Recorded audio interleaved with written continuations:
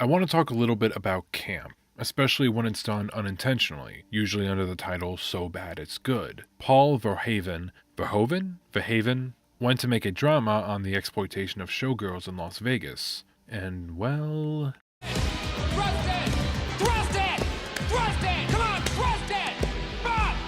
Tommy Wiseau wanted to make a dramatic character piece on love and portrayal. And well,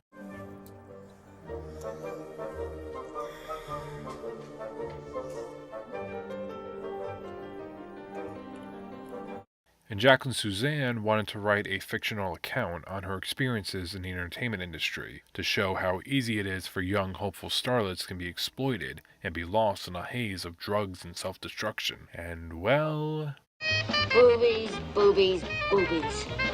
Nothing but boobies.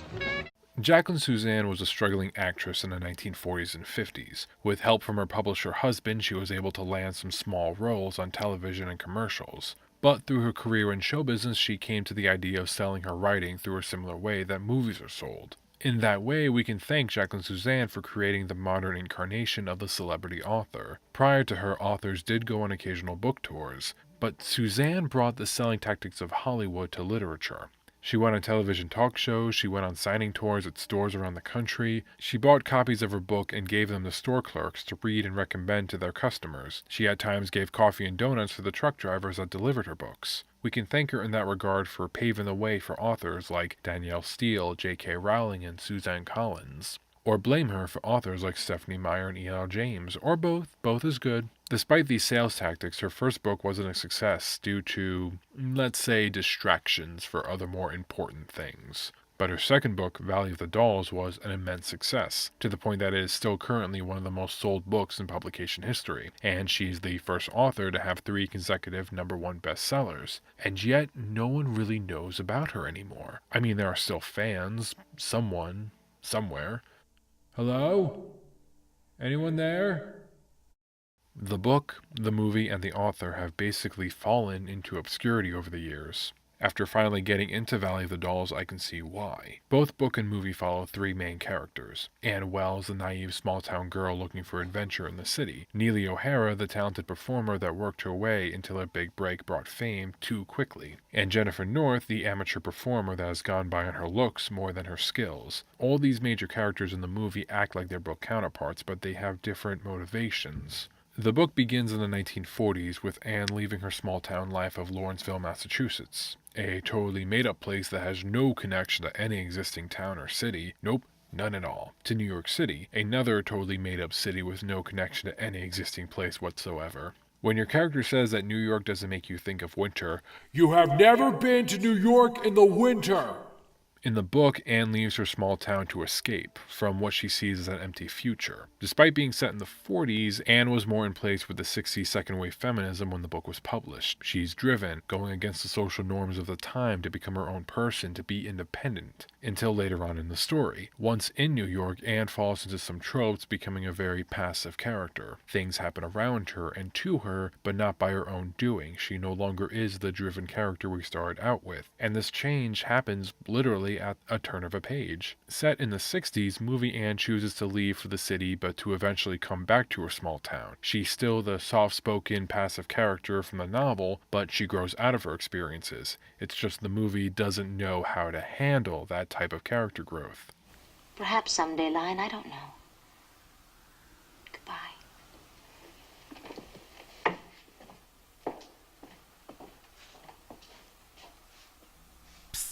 Anne, you're leaving your own house. You know that, right?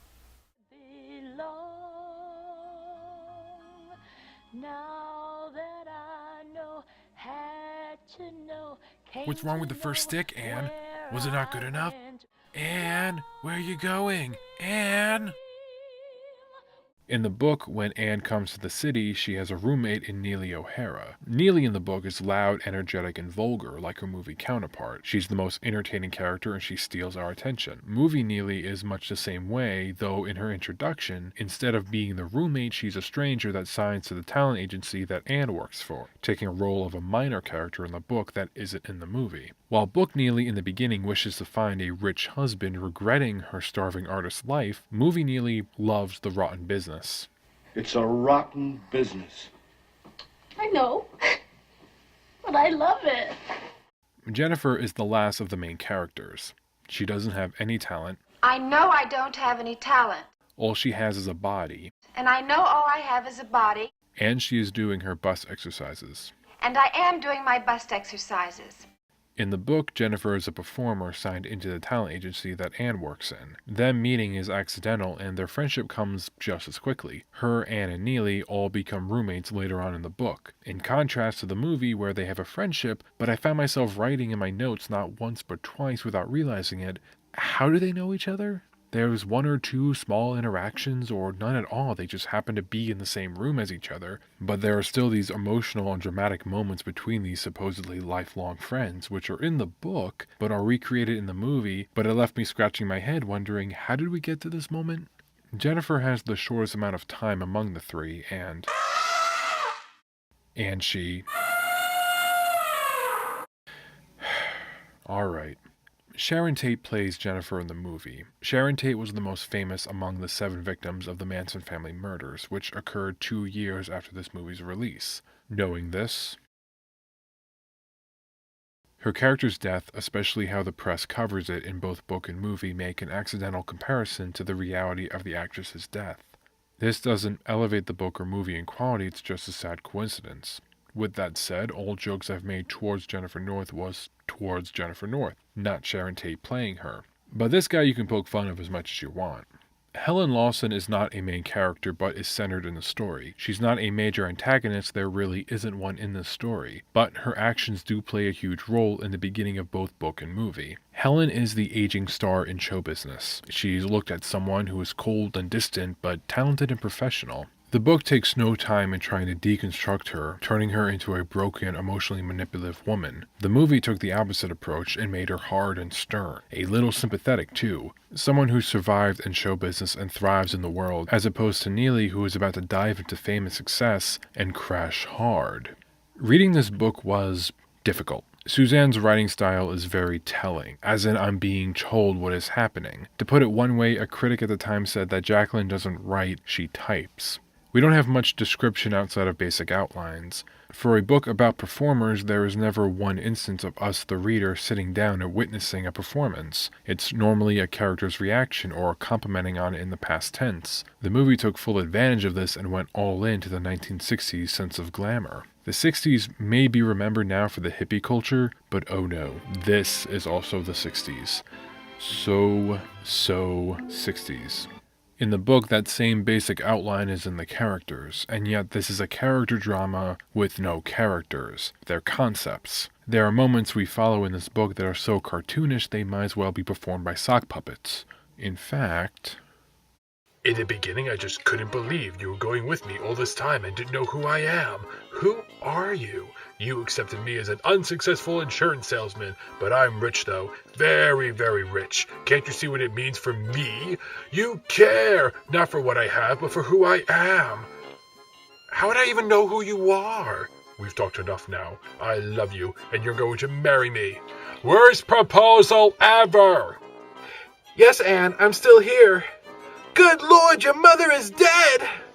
Yes, Anne, that's all the note says. I'm terribly sorry. The operation was pretty drastic, Winston. I won't be able to have children. Oh, that's all right, darling. I also have breast cancer.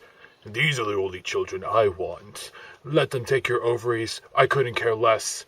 I couldn't care less about your ovaries. I never met them, as long as they never harm my babies. Nom, nom, nom, nom, all right, nom, that's nom. it.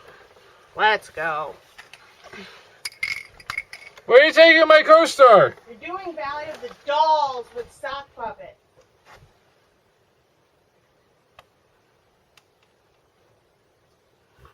While Valley of the Dolls came and went by the end of the 1960s, it lost popularity pretty quickly. It's become a bit of a cult classic through the 70s and 80s, particularly with one group of people lasting all the way to the 90s, being dubbed the Cult of Jackie. Which, researching for this video, always muddled me, since how this group's representation in the movie, especially the book, is pretty well... All right, faggot.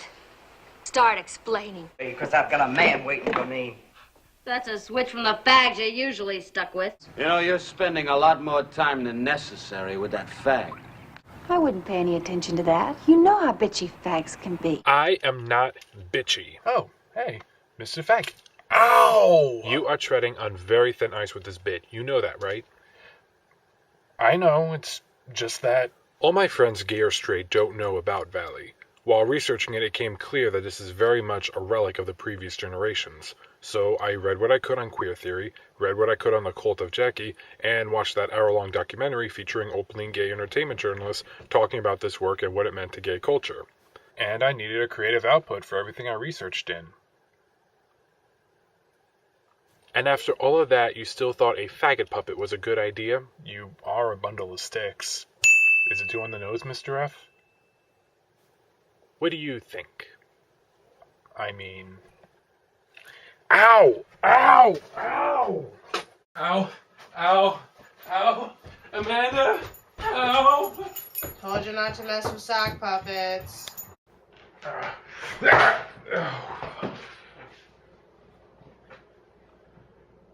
You took my arm?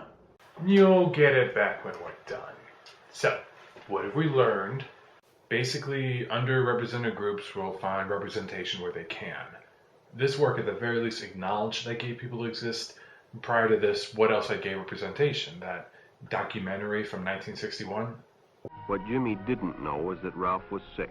A sickness that was not visible like smallpox, but no less dangerous and contagious. A sickness of the mind. You see, Ralph was a homosexual. At least this doesn't equate them to pedophiles or mental illness. Or sock puppets. Exactly, or sock puppets.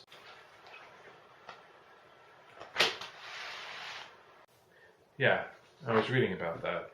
You have an author who's had lesbian relationships, friends with openly gay people in the industry, and yet you have a female character in the middle of your book seducing a woman while going out of her way to explain how they aren't lesbians.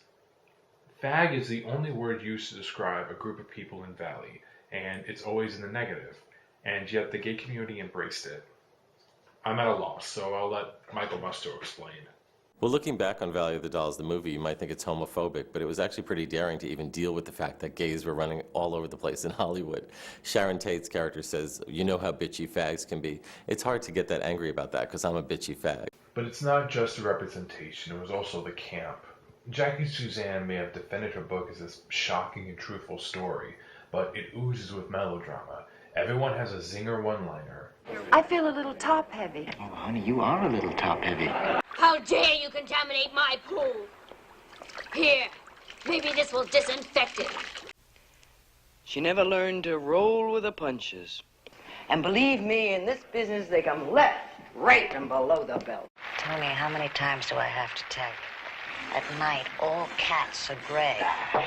To this day, I don't know what "At Night All Cats Are Gray" means, but it sounds good. You believe it coming from Lee Grant. Oh, goodbye, pussycat. And there's such out there moments in the book being told to us in such a cut and dry fashion, where the movie turns these moments up to 11. For crying out loud, you have a man cured from a coma through the power of show tunes.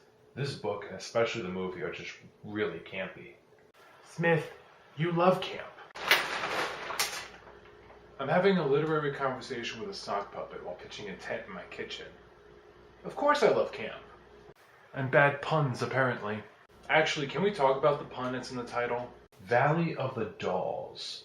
Valley. The Valley. San Fernando Valley. Hollywood. Valley Girls. Dolls. A doll's toy made from plastic that doesn't talk back to you. Something that just looks pretty you hold in your arms. Valley of the Dolls. Valley of the Girls. Dolls is short for Dolafine, which plays a huge part in the second half of the story. Sectinol, Nembutols, barbiturates, diet pills, sleeping pills, drugs, drugs, drugs. Valley of the Dolls, translation, Hollywood of the exploited women who either die or succumb to drug abuse. Brilliant. That's very clever. You know I'd clap if I had my hands! I just wish that cleverness was in her writing, not just in the title.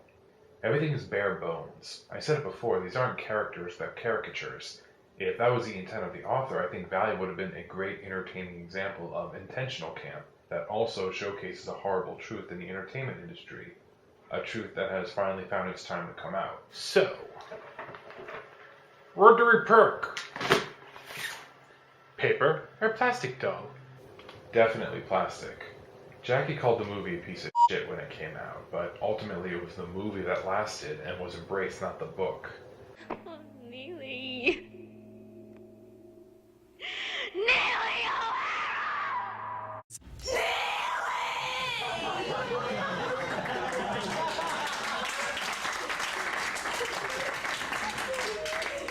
Wait a minute.